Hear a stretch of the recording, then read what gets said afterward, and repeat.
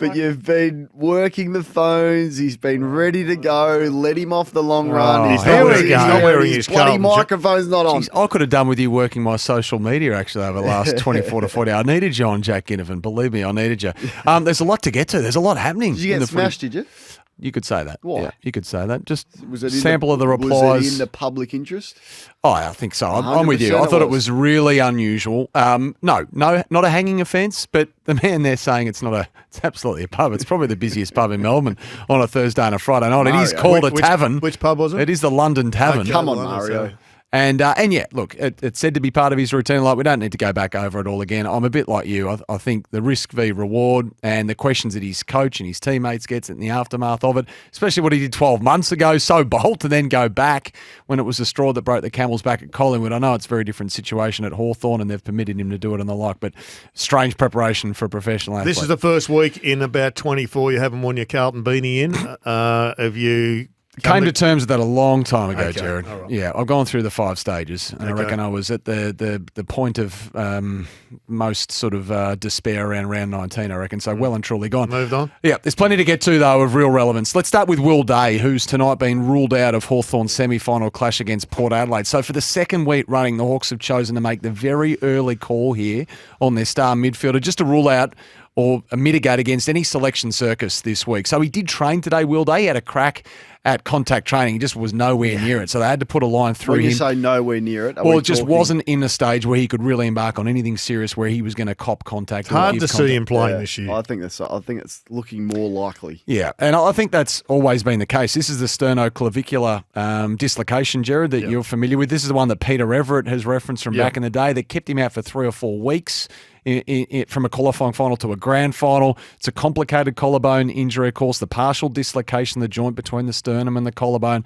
So Hawthorn can only say they're hopeful for next week and however many weeks remain in their season, but it's more hope than any sort of confidence. If they're ruling him out now, it's almost impossible for him to get up even the following week. It's interesting philosophy what they're doing there. I think they didn't want this to override everything else in their week. Terrific idea. It's smart. And, they could keep the intrigue going for some sort of selection advantage, but they've said, no, we're going to be mature about it. We're just reminded just how good their win was on the weekend because their best midfielder's not playing. Yeah.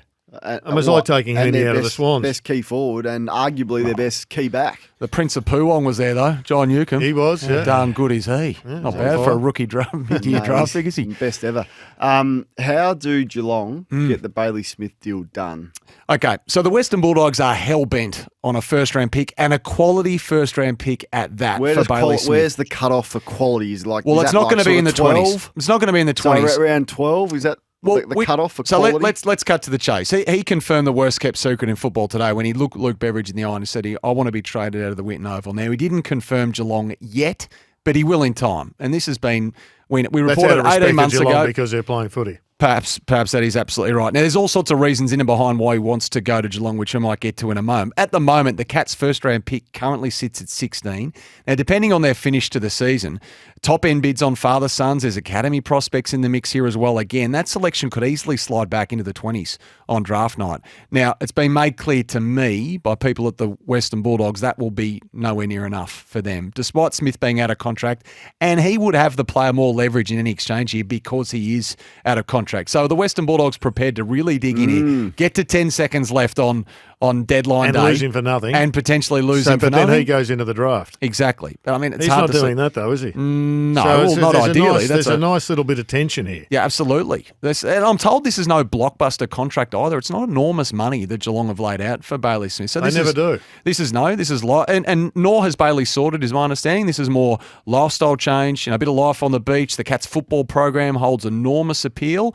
Obviously, there's a Cotton On connection there as well. Primetime games, crowds, interesting. More exposure at a club like Geelong has been said to be part of the equation here. So he's played more than 100 games at the Dogs, recovering from knee reconstruction. Of course, he was a pick 7 some 5 to 6 years ago. He's 23 years of age, so good run with injury, ready to set sail. So the Dogs are going to dig in. Depends what they get, though. All right. We'll see how that plays out. Well, he's actually more valuable than a pick 7, isn't he? Because he's got 100 games under his belt. He's 23. Players now play till they're 33 to 35. Off an ACL, though. Off a poor year last year. Yeah, but plenty of people have had ACLs and gone on and had brilliant careers.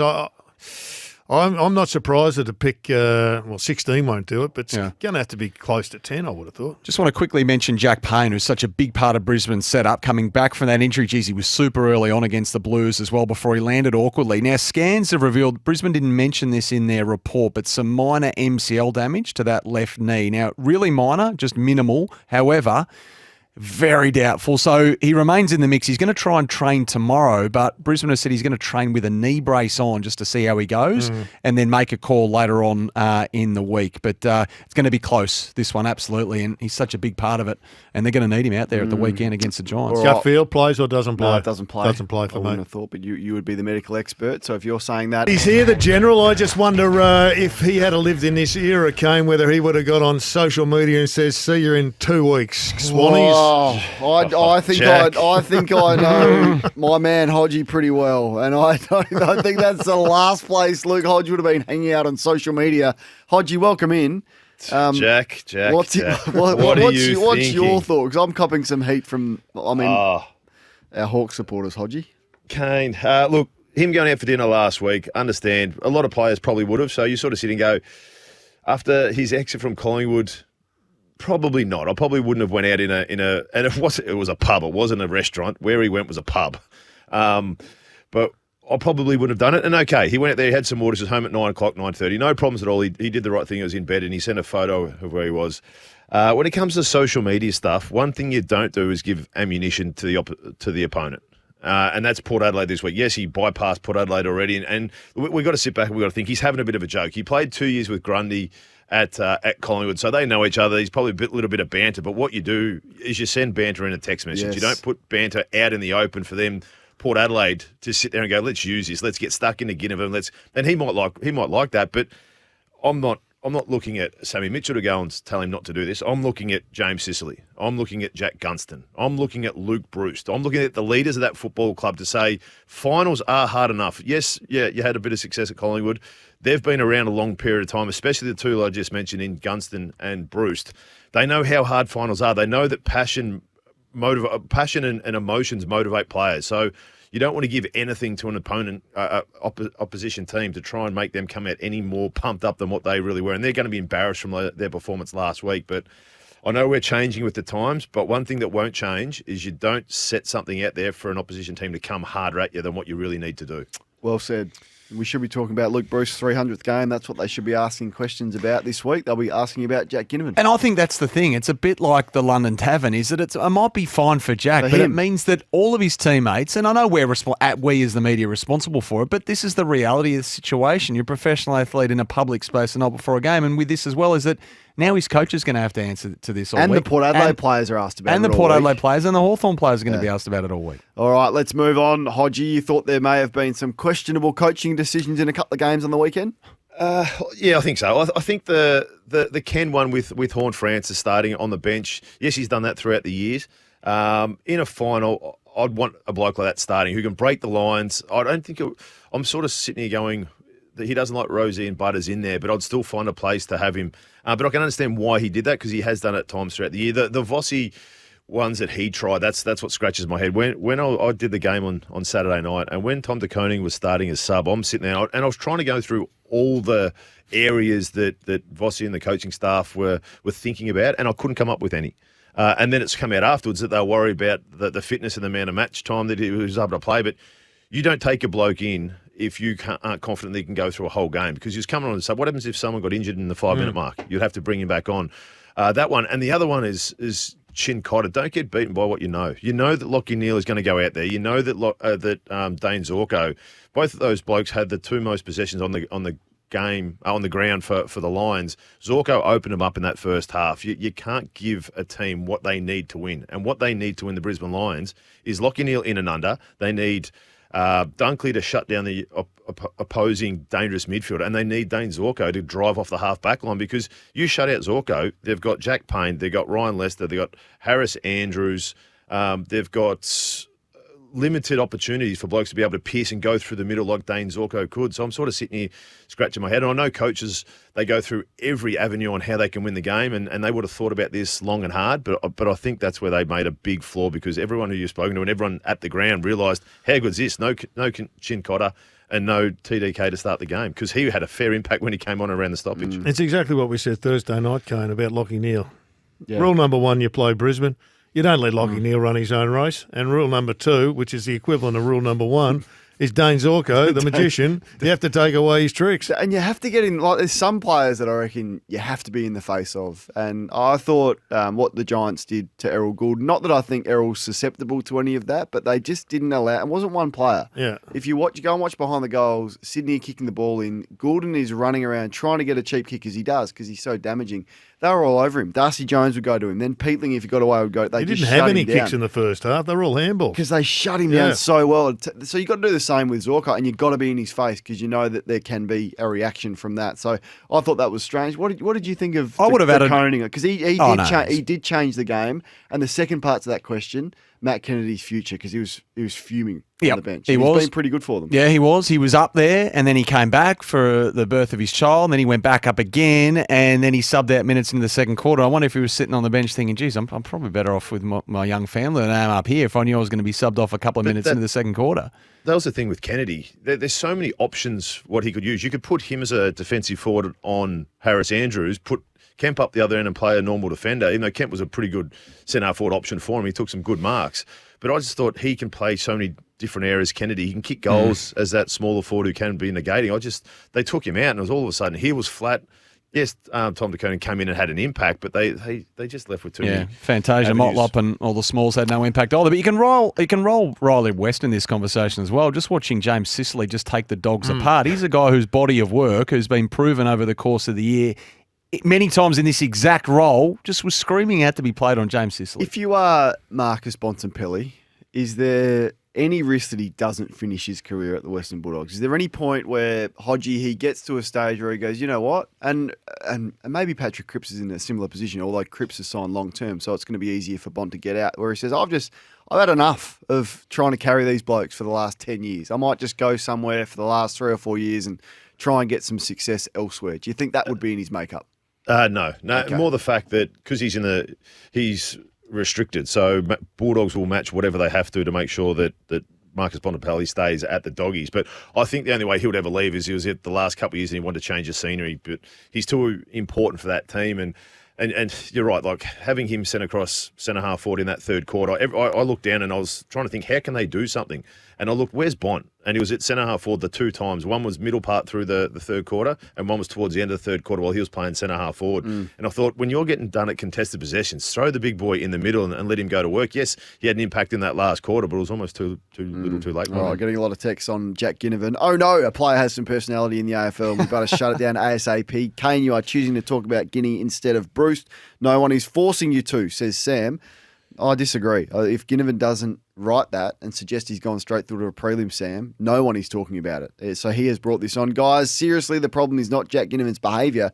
The problem and harm here is caused by you guys banging on about something that you don't seem to be able to comprehend. Welcome aboard. Kane, can I just go back at that? This is not, we want players to have personalities, and it's great because it's good for the game. I'm sitting here thinking a teammate of Jack Ginnivan. I'm thinking as a teammate sitting here going, why would you put something out that gives motivation for the opposition? So the fact that Ginnivan's out, and he's someone who you go and watch, like him and Watson for Hawks, they are great to watch because they bring it up to the crowd, they get stuck into the opposition, and you sort of sit back and you laugh a little bit at the stuff they do. But I'm sitting here, if I was a teammate of Jack Ginnivan, I'd be frustrated and I'd be annoyed that he put that out there because you don't need to anger the opposition side that you're coming up against in a final where it's a hostile environment over there anyway. You don't want to get them anymore. Steve says, move on with the time, you dinosaurs. I'm 47 and Ginnivan has you clowns wrapped around his little finger. Says that one. Let's move on to their opposition. That's Port Adelaide. I mean, it was a disaster, Hodgie, in every way, shape and form. What's the fallout? What's the fallout, Hodgie? My focus was Butters. And it's sort of hard because the focus is Butters because he's such a good player. He's the best player in their team by far. He must have had some big issues for that. It seemed like a pretty minor knock to his ribs for him to get subbed out. Kane, have you got any intel back there of how bad it was? Because I'm thinking if you're going to play in a game where you know that you're going to get hit 35 times, 40 times, 50 times because of who he is and he's playing in a position where teams are going to target him, you must have some padding on there. You must get a jab around your ribs if that's the case. But you're not going to put yourself out there if you're that tender that you cop a minor knock like that and then spend the second half on the bench. Yeah, I was, as I said on Sunday, which I don't think has gone down too well with certainly the AFL Players Association, and had a call from Paul Marsh today, and we had a disagreement about my comments around Zach. But I'm Sorry, going... Kane, I missed that, Kane. Yeah, so I said that I was surprised, essentially, to paraphrase on Sunday, that Zach Butters chose to be subbed out of this game. Did he choose, or did the medical staff, did they feel that they were under scrutiny because of Petrarca?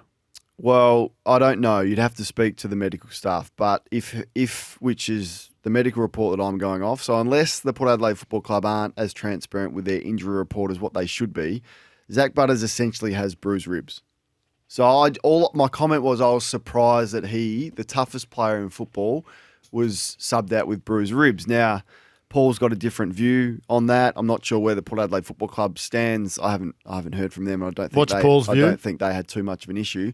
Paul thought my comments were way out of line, but I'm not the only one who said this. I had the discussion. What did he say? Buckley, this morning about it, and Buck said maybe it was an anxiety issue with Zach or something like that, and Buck said he had no knowledge clearly. But we're trying to work out why, when a lot of players at this time of the year are playing sore, that this caused him to be subbed out. Now, I assume he plays this week. I couldn't see why he wouldn't with bruised ribs.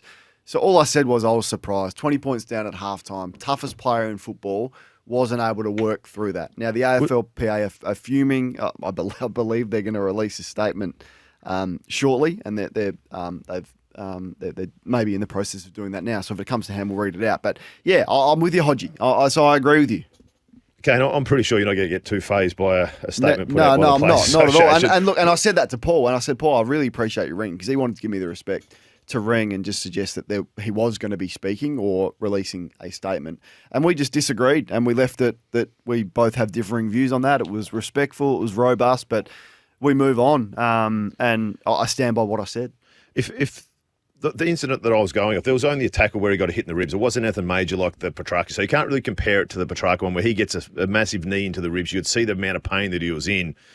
Well, and Hodgie, and we know the damage. Whereas Port Adelaide have, and I didn't make these comments until Sunday, so I did give the footy club a couple of days to release the information with that and what they have said. And look, I can read it out, but essentially, they are saying it's bruised ribs. Port Adelaide Vice-Captain Zach Butters has been cleared of serious injury.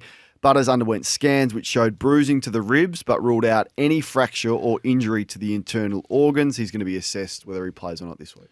Perfect. This week, it's either a massive padding around the bruised ribs or jab it up and move on. Yeah, because I don't think if he's going to put his hand up and then sub himself out with something that was as minor as that, even though it is tender, bruised ribs are sore and they're tough to play with, but you can't put yourself into a game and sub yourself out with a knock as minor as what that knock was. Miles Bergman on Kimbo on the Rooch just a moment ago copped a big knock to the ribs. He was pretty sore, but he seems pretty good the last few days. We'll have to wait and see in training, but he should be raring it to go. There you go. Let's move on to the Bulldogs and our Hawks on Friday night. Hodgie.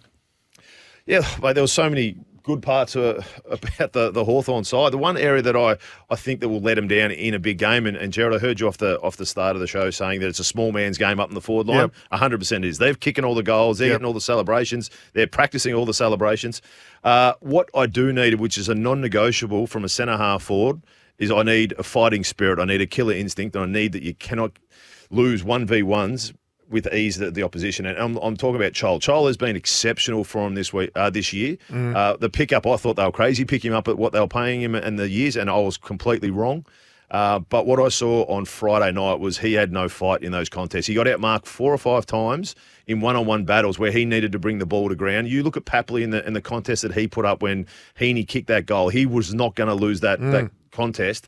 I need to see more fight from Chol to commit to his younger guys to bring the ball to ground. You agree with that, Jared? Yeah, I do. I think Charles had a terrific year. I think he got frustrated because he started missing a few goals, and he didn't handle the physicality. They got stuck into him on the release. So I just reckon he just didn't fight through that the physicality aspect where he didn't get the clean run. The lack of killer instinct. I mean, that just sums it up. I mean, how much you want to fight. Joel Amati is that exact player. He lacks a killer instinct. There's a ball where it's a pack, but essentially it's an uncontested mark that he should be taking, chest mark, but he just a touch hesitant to run through the line of the ball, and I see that with Chol. Now, at one point he was tackling everyone, like his rundown tackles and his numbers. I think you even brought it up halfway through the year, Hodge, about his tackles inside forward 50, best in the comp. So I think it's what's required to win finals, and you know better than most, you need that, and you need that competitiveness. And I didn't think Kaushadir would be this far advanced in his game than what he is now. He's been really impressive. Mate, no one in the Hawthorn Football Club thought he was going to get to where he is so quick. He was always someone who he showed a little bit of ability, but it was from his first game when he took a big contested mark on the half back line. And then from that, he's been so consistent. You look at what he's been able to do. But just touching back on that, Kane, there's two positions where I need to win big finals, and you need to be ferocious as a ruckman, and you need a centre half forward. They're the two non-negotiables for me, that you need to be physical. You might not be the best player on the field, but you need to be physical to set the tone for the people around you. The young guys, you're right, Kaushadir is one of the young guys at Hawthorn who I thought there was question marks how they're going to play in their first final. There was blokes like Newcomb, Mossimo, Watson, Ginnivan, these kind of guys that how are they going to stand up? And there's a few stats around, like Newcomb, he's the 5th youngest player to have 35 touches in a game, coming up against the star-studded Bulldogs lineup when you've got Libba, you've got Bont, you've got Edwards, you've got Treloar. Blokes like that who will just stand up in and under. He stood up for the Hawks, and it was good to see. There was another D'Ambrosio after missing out on the All-Australian side. Yep. The 9th youngest player to have 30. So all these records that they're as young guys who you just expect to come in and play a role, don't expect too much from them. They're stand up. Nick Watson's the second youngest player to kick 4 goals in a final. And he's along the lines with Brad Green, John Owen Febb. So all these guys who I was sitting here going, can they handle the finals? Like, yes, they can do it in a home and away stage. Could they do it on a big final on a Friday night when they haven't played on a Friday night for a couple of years? Yes, they did, and that's where they proved me wrong. The biggest test for them this next week is can they do it over at Port Adelaide in another hostile environment. The other bloke who I reckon's had a fantastic season, and unfortunately, Hodgie, he's going to miss with a stress fracture, is Frosty. Frosty was picked up because he was thrown out with the trash at the Demons. They picked him up. He's rebuilt his career, and he's had a fantastic season. So a killer blow for him and for the Hawks. Yeah, and I've probably been a bit harsh on Frosty over the years as well, because I've consistently said that he probably does the best and the worst bit of play in the same play. And on Friday night, he was another one. You sit there going, the area that were going to hurt the Hawks was the midfield of the Bulldogs and their star-studded forward line. Yep. And Frosty was exceptional. Never lost one-on-one battles. And talk about that killer instinct. He might not be the most skillful blokes, but I tell you what, a lot of those blokes will stand taller next to Frosty because they know that he'll put his body on the line, and he was exceptional for him this week. And you're right, the areas, who are they going to fill? Does Weddle have to go and play another tall? Does Sicily have to play a tall? Scrimshaw has been doing that of late, so there's a few headaches for the coaching staff of the Hawks. Sammy, you rolling your eyes? No, not at all. No, I just not rolling my eyes. I just don't know if you want to talk about this big story that's dropped in the Herald Sun. A big headline. What is it? Mark Robinson, Kane Cornes' comments crossed the line, says AFLPA boss Paul Marsh. So this is it. This is the story that the AFL Players Association boss Paul Marsh has lashed out at Kane Cornes' commentary over the Zach Butters injury, labelling it irresponsible and crossing the line. As you articulated, this was basically the centrepiece of your conversation with him over the phone. But Paul Marsh has gone on to be quoted here by Robbo was saying, Zach was voted the AFLPA's most courageous player by the players, and he went on TV on Sunday and said basically he was soft and he shouldn't have gone off. My issue is the game takes too many chances with player health and safety. I think it's, and then he quotes you, Robbo, and then Marsh said the bigger picture was paramount with player injuries and stressed what potentially could have happened if someone like Christian Petrarca was hit again after returning to the field. Yeah, no, well, that's exactly the conversation I had with Paul, but I never use the word soft, so he's used the wrong word there and he's misquoted me. And yeah, as I said to Paul, I stand by what I had said. Port Adelaide have essentially cleared him of any damage, and it's a final, and there's still room for players to play under duress in this game. I know the AFL Players Association would love players to play in cotton wool and protect everyone and no one get injured, and that is utopia, and that would be great. But that's not the reality. We still play a tough football game, and you watch the Sydney and the Giants game, and you watch how hard these players are playing and what it means to them to win finals. There is still room to get hurt in this game, and there's still room at this time of the year to play under a bit of duress. If Paul's consistent with his argument, he should also be critical of Port Adelaide's medical staff for not sending him straight to the hospital. Yeah, I mean, if they were really concerned about that, you're right. If it was that serious and he couldn't return to the field, then you're right. He should have been taken to. I mean, once you sub him out, you've subbed Yeah. him out for a reason. I think that he should have been sent straight to the hospital. Yeah, and I mean, they can answer that question. But as I said, I don't think Port Adelaide were too upset with the comments. It was just Paul, unusual for him to. No, they fly the flag from time to time for their players. Absolutely, if they feel the need. So no statement. It wouldn't appear. Just quotes. Just him quoted here in the Herald Sun. So he said we have to take a step back and consider: are we just going to continually put players back on the field in the hope they might be okay, or are we going to take a more conservative approach? What we might do, Sammy, we might try and get Paul on tomorrow night. I reckon. So the invitation is there for Paul to come on our program, Gerard, tomorrow night on Sports Day, and we'll have that discussion with him. Hodgie, let's move on because what'd you notice in that ruck battle on Friday night? Well, I think we spoke about this the last couple of weeks, and I raised Meek, I think it was 2 weeks ago, saying that the midfield and the small forward brigade for the Hawks have been getting all the notoriety and the papers have been pumping them up. But Meek has been the person who has been setting the tone, setting the standard for the Hawks. And then you look at the battle.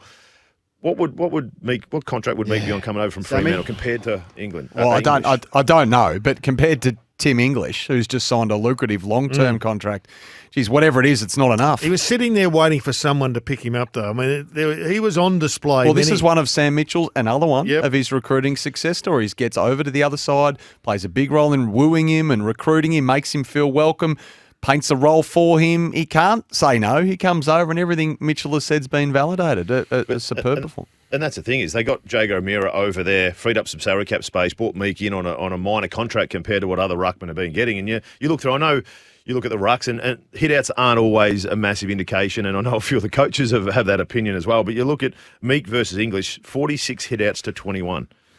10 hit-outs to advantage to 5 clearances to 3, 7 score involvements from Meek, and this is a bloke who's a bull. And as I said, I mentioned earlier about my 2 non-negotiable positions, a centre-half forward and ruckman, and that's exactly what Hawthorn have got. They went and picked up a bloke for cheap, and he will do anything. He'll be physical, he'll put blocks on for his smaller teammates. He really sets a tone in there for his young, smaller midfielders. I was watching one show on video today or on online, and they were trying to make the point about the dominance of Meek's ruck work, but the trouble was both ruckmen were hitting it to the same spot, and Hawthorn were winning it. But it was quite bizarre that they were both hitting it there. Talk about being named and playing someone exactly differently to how you name or the definition of your name. Meek equals quiet, gentle, and easily imposed on. Yeah. Submissive. He was anything but on the weekend and has been anything but since he was put a Hawthorn jumper on. Who would you rather, Sean Darcy or Meek, Hodgie at Freo? Darcy's been injured. I know where you're. I know where you're coming with it. That is an easy question to answer. No, I reckon the easiest question. Sean Darcy. I do believe that you're. Sean Darcy's a better ruck. 7 years at $900,000. You're asking me who I'd rather. Sean Darcy's a better ruckman than Lloyd Meek. You got to factor in the factors around who you're getting and what you're getting them for. I would still taking Sean Darcy. Well, you could get an elite small Have some faith. He's just had a bad run with injury. He'll be back. Okay, we'll see. I know Kane was just loaded write him out off, because I did hear that Kane say that maybe they offered the wrong ruckman the 7-year deal. Did. So I know he was loading into that one. But Yeah. as I said, you can't argue with what Meek's been doing. And with the Darcy argument, he's been injured. Kane has put out there, is he professional enough with his body shape? And we won't know that until he comes back into pre-season next year. But I think if you're looking as a recruiter or the coach of Hawthorn, you're pretty happy with what you got for Meek, for what you paid for him, and sending Jager over there, the salary cap space that you freed up to try and get other blokes in. They've had a good 2 years as the Hawthorn list builders.